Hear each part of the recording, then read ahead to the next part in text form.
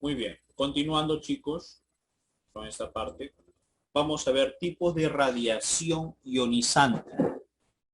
Dice así. Las partículas alfa tienen carga positiva y están compuestos por dos protones y dos neutrones del núcleo del átomo. Las partículas alfa provienen de la desintegración de los elementos radiactivos más pesados, como por ejemplo el uranio, radio, polonio, entre otros. Si bien las partículas alfa tienen mucha energía, son tan pesadas que agotan su energía en distancias cortas y no se pueden alejar demasiado del átomo. Eso no te olvides, porque luego te lo voy a preguntar. El efecto sobre la salud de la exposición de las partículas alfa depende en gran medida de la forma de exposición de la persona. Las partículas alfa carecen de energía para penetrar incluso la capa externa de la piel, de manera que la exposición en el exterior del cuerpo no es motivo de gran preocupación. Sin embargo, en el interior del cuerpo puede ser muy dañina. Si los emisores de radios alfa se inhalan, ingieren o ingresan al cuerpo por medio de un corte, las partículas alfa pueden dañar tejido vivo sensible. La forma en la que estas partículas grandes y pesadas causan daño los hace más peligrosas que las de los otros tipos de radiación. Las ionizaciones que producen estas están muy próximas, pueden liberar toda la energía en unas cuantas células y esto se traduce en daños más graves para la célula y el ADN.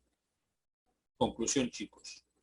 Las partículas alfa, en primer lugar, son partículas pesadas, son partículas que no llegan muy lejos por ser muy pesados, por ser considerados muy pesados.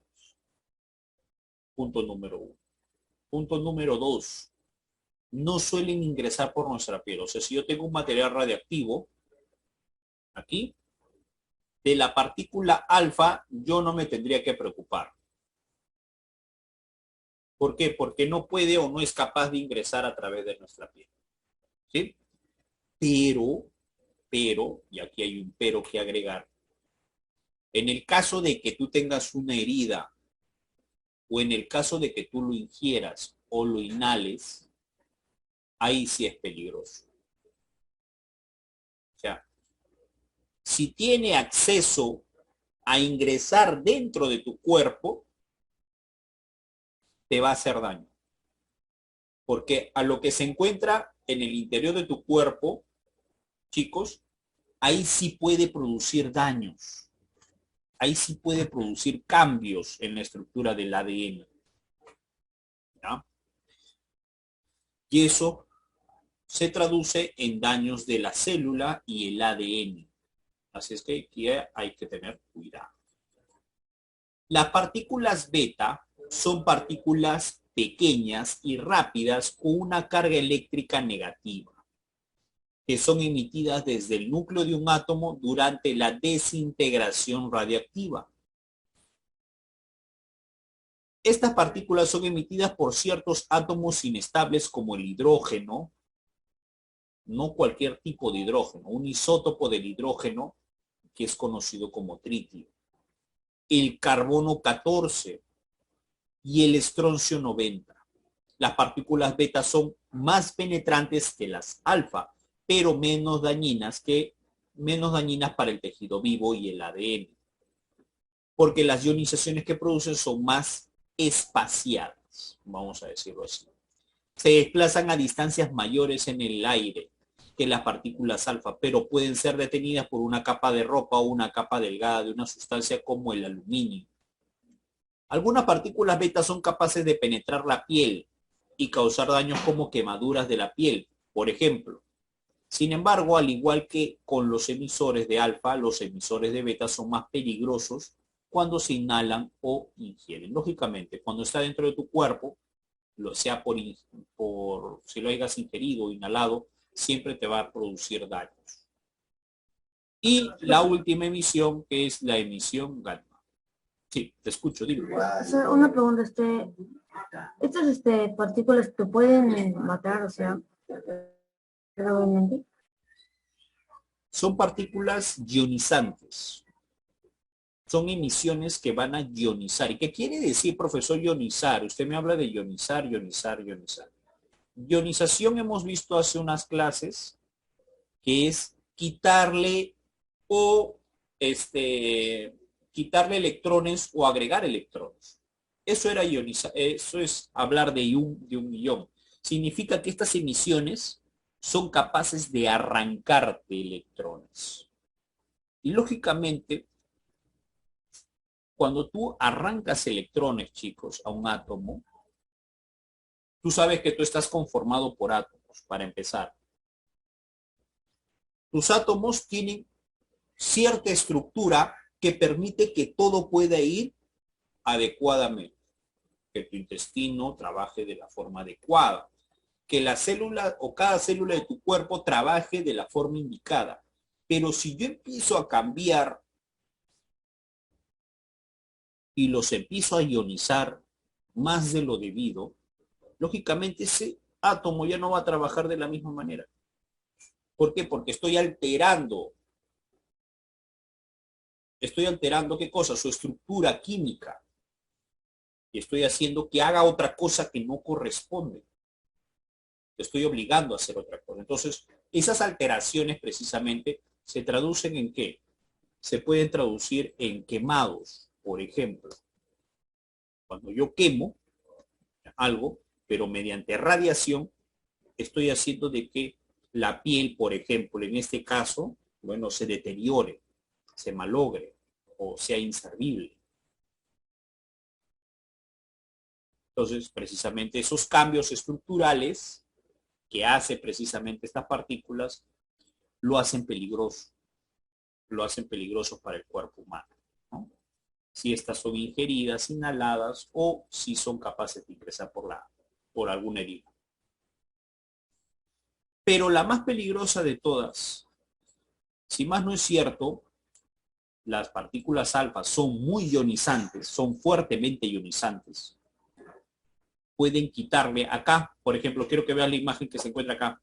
La alfa es capaz de formar entre 50.000 a 100.000 cationes, mientras que la beta solamente forma entre 100 a 500 y las gamma entre 10 a 50. Aparentemente, el que hace menos daño es él, ¿no es cierto? Aparentemente. ¿Y por qué digo aparentemente? Por una cuestión que dejo en claro. El alfa no es tan peligroso siempre y cuando no ingresa a tu cuerpo. Pero si ingresa a tu cuerpo ya es peligroso. ¿Sí? Pero si es externo no va a llegar muy lejos para empezar y no va a traspasar nunca tu piel. Las beta sí pueden ser dañinas para la piel. Sí pueden quemar, algunas, no todas. Algunas pueden quemar la piel. Depende de la concentración, eso sí. Y las gamma son muy peligrosas, chicos. Las gamma son precisamente el problema. Profesor, pero esos cationizan menos. Arrancan electrones menos que lo hace un alfa o que un beta, sí. Pero hay un problema. Ellos tienen mayor poder ¿de qué? Las partículas alfa, gamma, tienen mayor poder de penetración. Quiere decir que tienen mayor capacidad para ingresar o traspasar la piel. Ellos tranquilamente pasan su piel. Lo que no puede hacer alfa y beta, gamma lo hace. Gamma traspasa tu piel. El problema, ¿sabes cuál es? Es cuando llega al núcleo del átomo, de una célula, al núcleo de una célula. Cuando llega al núcleo de una célula, chicos, transforma su trabajo. Su ADN lo cambia. ¿Y qué pasa si hago ese cambio? Formo las llamadas células cancerosas. Cáncer. Sí, te genera cáncer, te puede generar cáncer. Los rayos gamma son paquetes sin peso de energía llamados fotones. A diferencia de las partículas alfa y beta, que tienen energía y masa, los rayos gamma son pura energía. Los rayos gamma son similares a la luz visible, pero tienen energía mucho más alta. Los rayos gamma suelen ser emitidos junto con partículas alfa o beta durante la desintegración radiactiva. Los rayos gamma constituyen un peligro desde un punto de vista de la radiación para todo el cuerpo. Pueden penetrar fácilmente las barreras que detienen a las partículas alfa y beta como la piel y la vestimenta. Los rayos gamma tienen tanta potencia para la penetración que se necesitarían varias pulgadas de un material denso como el plomo o incluso unos cuantos pies de cemento para detenerlos. Los rayos gamma pueden atravesar completamente el cuerpo humano. Al pasar pueden provocar ionizaciones que dañan tejido y el ADN.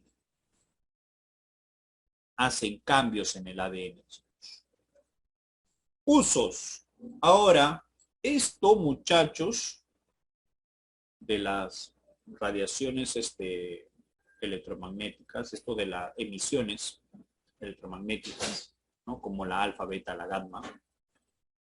Este tipo de emisiones, muchachos, si nosotros sabemos controlarla, si nosotros sabemos trabajar con ellos, puede servir para nuestro beneficio. Y eso es lo que se ha hecho. Utilizamos la radioactividad no para hacer daño, sino para darle utilidad. Por ejemplo, entre los usos que tenemos en la geología, arqueología o paleontología. ¿Para qué? Para medir las edades de las rocas, minerales, materiales fósiles. ¿Cómo sabemos que hemos encontrado una momia que tiene 2000 años, que tiene 1000 años? ¿Cómo lo sabemos? Precisamente utilizamos algo que se llama el carbono 14. Con el carbono 14 lo que nosotros hacemos, ¿qué cosa es? Lo utilizamos para datar, para fechar, ¿no? Para saber más o menos de qué periodo viene esa persona, ¿no? De qué tiempo se encuentra, cuántos años tiene fallecido, ¿no? Hay formas de saber precisamente cuánto es que una persona tiene de fallecido. También se utiliza en la parte de la medicina nuclear. Los radioisótopos se utilizan para el diagnóstico y el tratamiento y la investigación. Los trazadores químicos radiactivos que emiten rayos gamma o positrones pueden proporcionar información diagnóstica sobre la anatomía interna y el funcionamiento de los órganos específicos, incluyendo el cerebro humano. Esto de acá, por favor, préstame atención aquí, la tomografía. En realidad, cuando te dicen tomografía, se llama así, tomografía computarizada de emisión monofotónica. Ese es en realidad todo su nombre. Pero en medicina no lo vas a llamar así, simplemente lo llamas tomografía. ¿Y qué cosa es la tomografía? La tomografía en principio me sirve para que este es un tomógrafo. ¿Ya? Aquí te echan y te introducen aquí por este disco. ¿Ya? Y nosotros podemos observar esto. ¿Cómo está tu cerebro? Profesor, quiero saber eso. Dime. Yo he visto que si tienes como un metal en tu cuerpo, esa cosa, la tomografía puede arrancarte ese pedazo de metal. Ese es en el caso, sí. También. Pero quiero que veas algo, quiero que notes algo con el tomógrafo. ¿Qué es lo que yo puedo ver con un tomógrafo? Cómo está formado tu cerebro, ¿no es cierto? Profesor, ¿y para qué quiero ver eso? Por esta razón. ¿Qué pasa si yo veo una manchita aquí? ¿Qué pasa si veo otra mancha por acá? ¿Qué pasa si empiezo a ver así, un hueco? Esto que parece un hueco, ¿qué cosa es eso? ¿Cáncer? Ah, esto ya no era lo mismo que estábamos viendo hace ratito. No, ya no es. ¿Por qué? Porque lo que estamos viendo ahí son tumores. Eso es un tumor. En la medicina, cuando tú, por ejemplo, una persona tiene tumor, ¿ya? O el médico que te revisa, lo primero que hace es preguntarte por tus síntomas. Los que hemos ido al médico sabemos eso. Lo primero que te pregunta es qué síntomas tienes. Entonces tú empiezas a decirle, ¿no? Tengo esto, tengo desmayos, o tengo mucho dolor de cabeza, muy intenso. Entonces lo que hacen ellos es sospecha. Tienen una ligera sospecha, ¿ya? De acuerdo a los síntomas que tú le estás indicando. Entonces ellos lo que hacen para descartar esa sospecha es te envían a dónde? A que te realices una tomografía. Y con esa tomografía lo que hacen es observar si tú tienes algo en la cabeza, por ejemplo. Ah, ya, yo veo que tienes una manchita medio extraña. ¿Qué cosa es eso? Entonces, eso es presencia de tumor. Claro, ahora lo que va a hacer, una vez que te ha registrado eso, lo que tiene que hacer es análisis de sangre. Te empieza a hacer análisis de sangre. Te manda a sacar análisis. Para descartar, para saber si esto es un tumor o solamente una manchita que apareció por ahí. ¿Ya? Entonces, esa es la función o una de las funciones para cual me sirve un tomógrafo. Y el tomógrafo precisamente me sirve aquí. ¿Ya? O mejor dicho, se realiza de aquí. De utilizar de una forma adecuada la radioactividad, chicos. ¿Ya? Si utilizamos la radioactividad de una forma adecuada, de una forma indicada, nosotros vamos a saber cómo utilizarlo para nuestro beneficio. Muy bien, por ahí han levantado la mano. Dime. ¿Cómo se forman los tumores? ¿Cómo? ¿Cómo se forman los tumores? Los tumores son, vamos a decirlo así, mira, te lo voy a explicar, no es la forma correcta, exacta, pero esta es la idea. Normalmente una célula de tu cuerpo, muchachos, una célula cualquiera de tu cuerpo, está haciendo un trabajo, ¿no? Hace su trabajo. Por ejemplo, la célula de tu corazón, ¿cuál es su trabajo de la célula de tu corazón? Se relajan y se contraen, se relajan y se contraen. Eso es lo que hacen tus células. Por eso es que tu corazón empieza a latir, de esa relajación y contracción. ¿Ya?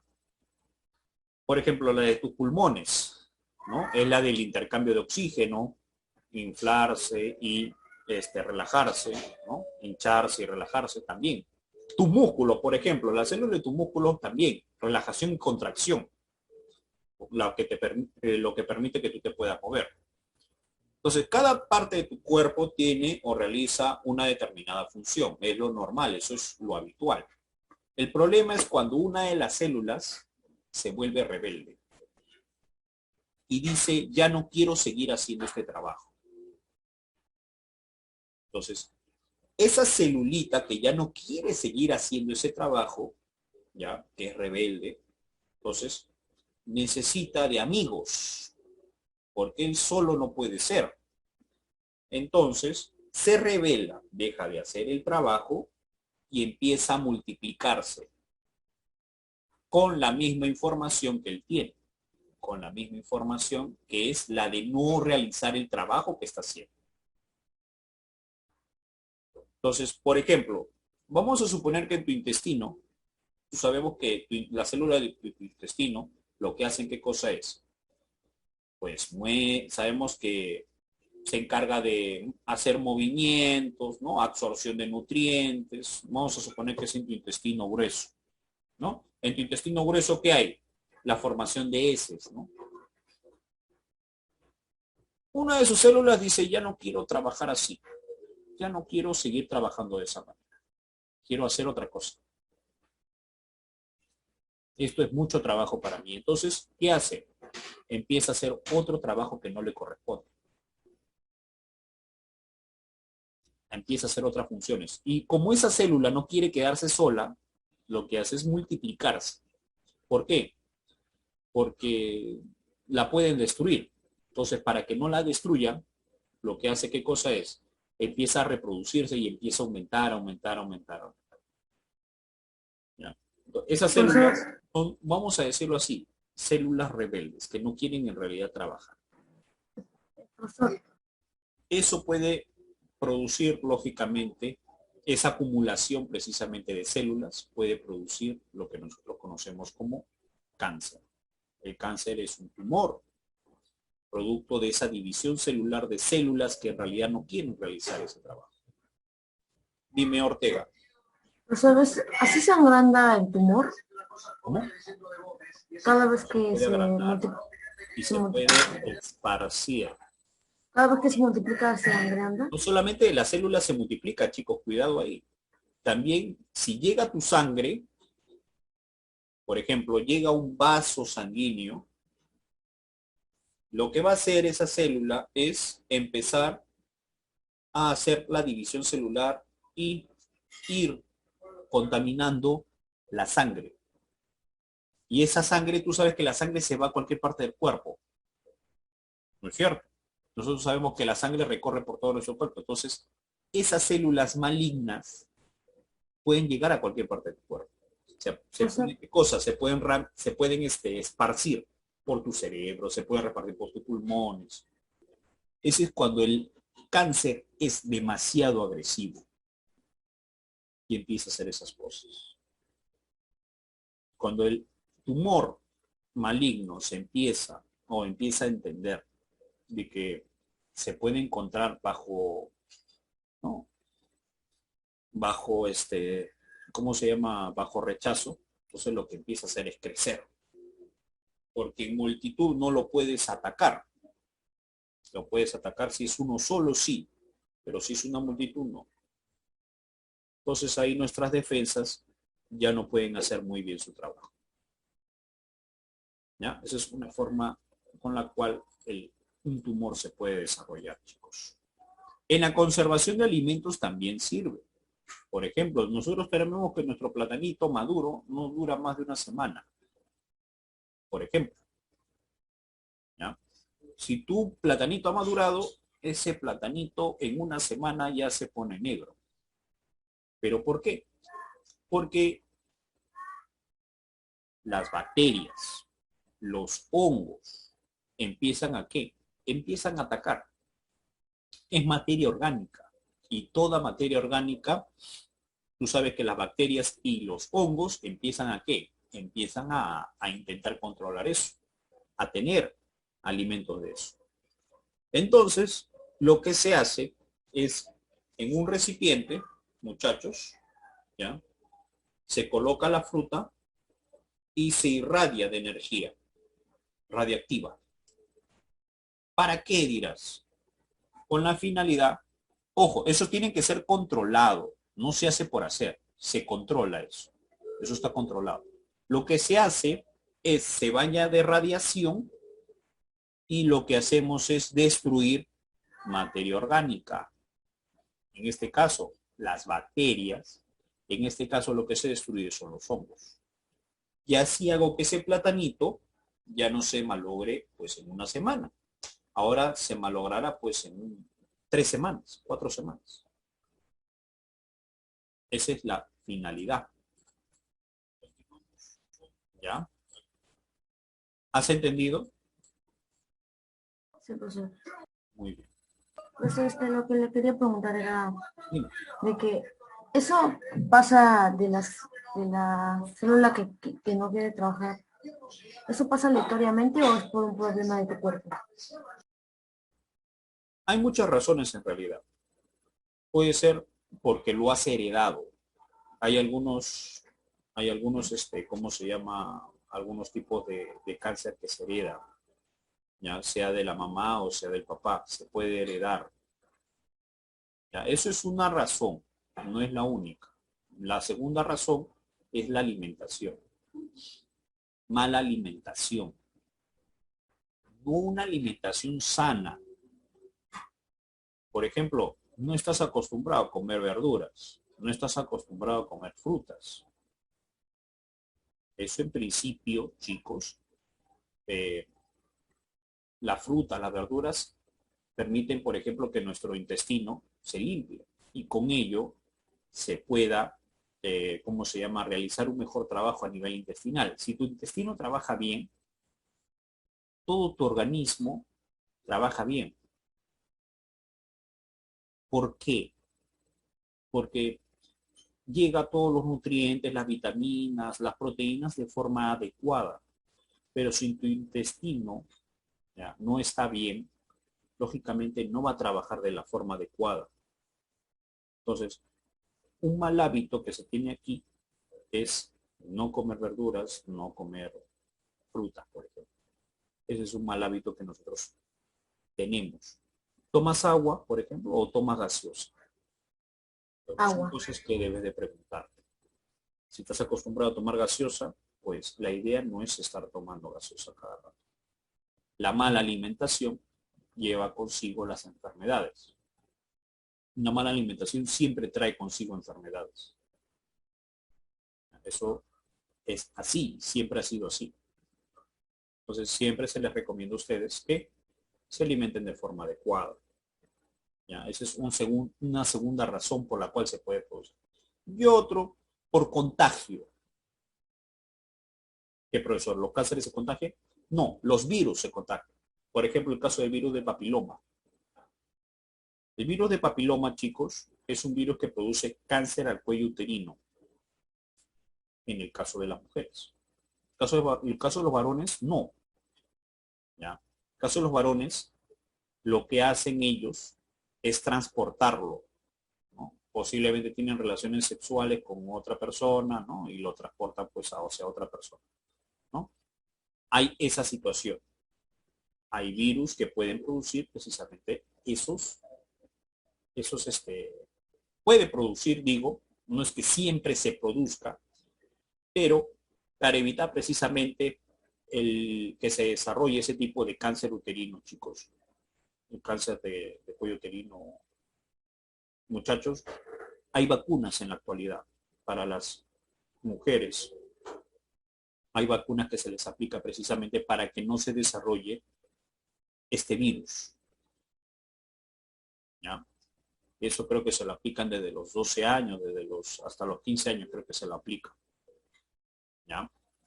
Es gratuito, eso lo deberían de saber las señoritas. ¿Ya? Sí, es necesario que se vacunen contra eso. ¿Por qué? Porque aquí en Perú hay casos, hay muchos o ha habido muchos casos acerca del cáncer de cuello uterino. Y ahora precisamente con esto, con esta vacuna es tratar de evitar de que no se produzca precisamente este tipo de cáncer, ¿no? O que se desarrolle, se amplíe este tipo de cáncer. En la biología, chicos, por ejemplo, los radioisótopos de carbono pueden servir como trazadores radioactivos porque son químicamente muy similares a los isótopos no radioactivos, por lo que la mayoría de los procesos químicos, biológicos y ecológicos lo tratan de una manera casi idéntica. Unos pueden entonces examinar el resultado de un detector de radiación tal como el contador Huygens en el que el dióxido de carbono contenga carbono radioactivo. Mira, fíjate. Entonces las partes de las plantas que incorporan carbono atmosférico serían radioactivas. Lo que sucede, chicos, ojo, que este radioisótopo, voy a decirlo así, del carbono, ¿ya? Por si acaso, estos chicos, cuando yo, por ejemplo, formo precisamente dióxido de carbono, que no es radioactivo, lo trata exactamente igual. Ahora, ¿con qué finalidad? Con la finalidad de saber, por ejemplo, su recorrido. ¿Cómo nosotros sabemos que las plantitas absorben dióxido de carbono? Si yo no lo puedo ver. ¿Cómo lo saben? Precisamente mediante este tipo de experimentos. Yo puedo saber, por ejemplo, por dónde va el recorrido de ese carbono radioactivo y en qué termina. Esa fotosíntesis. Si eso no se puede ver a simple vista. Entonces, precisamente necesito vamos a decirlo así, agentes que me permitan visualizar, observar y entender cómo es que se desarrolla todo. ¿Ya? En la ecología, los radioisótopos se utilizan para rastrear y analizar agentes contaminantes, para estudiar el movimiento de las aguas superficiales y para medir las corrientes de lluvia y nieve, así como caudales, arroyos y ríos. Tipo, voy a preguntar luego. Mira acá.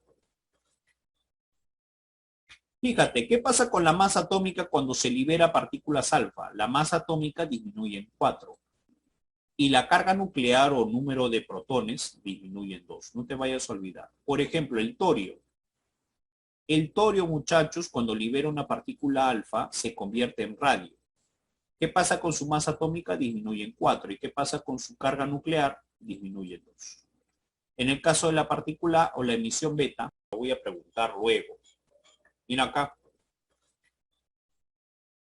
Fíjate, ¿qué pasa con la masa atómica cuando se libera partículas alfa? La masa atómica disminuye en 4 y la carga nuclear o número de protones disminuye en 2. No te vayas a olvidar. Por ejemplo, el torio. El torio, muchachos, cuando libera una partícula alfa, se convierte en radio. ¿Qué pasa con su masa atómica? Disminuye en 4. ¿Y qué pasa con su carga nuclear? Disminuye en 2. En el caso de la partícula o la emisión beta, disminuye en 2. En el caso de la partícula o la emisión beta,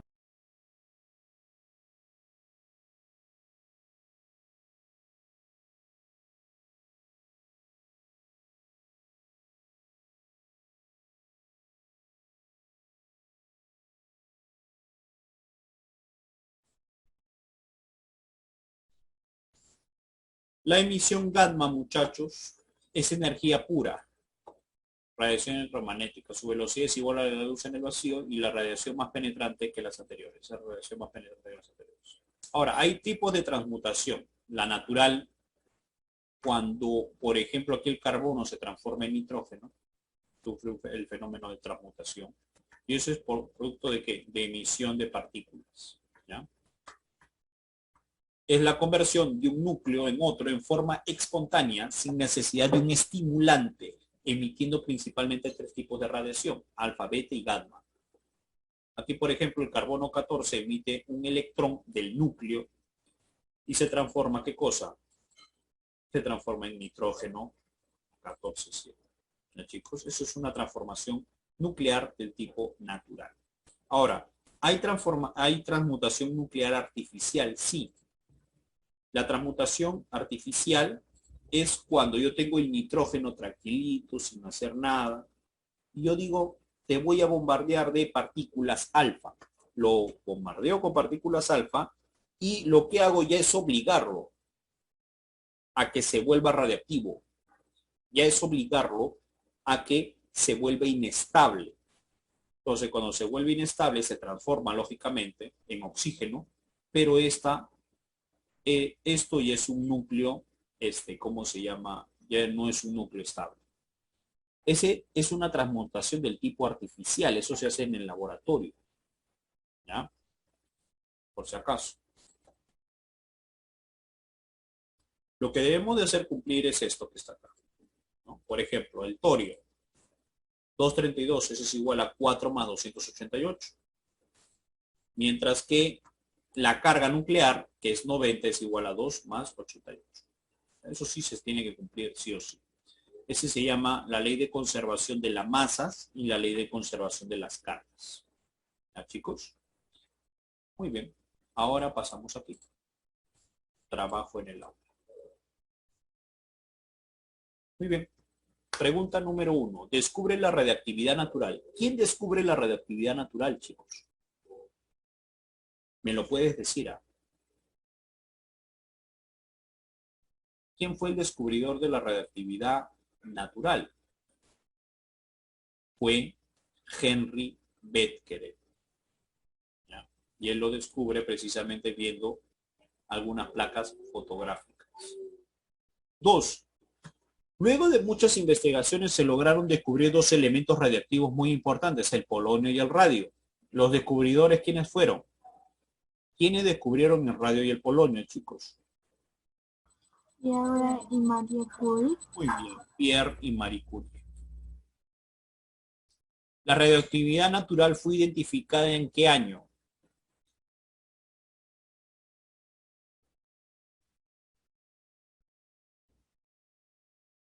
¿1800 cuánto? 1896.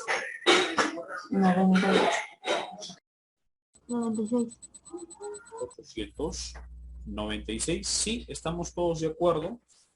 1869. 1896. Indica verdadero o falso. La radioactividad natural fue descubierta por Henry Becquerel, ¿verdadero o falso? Falso. Verdadera. Por favor, lee la pregunta número 1 antes que me respondas.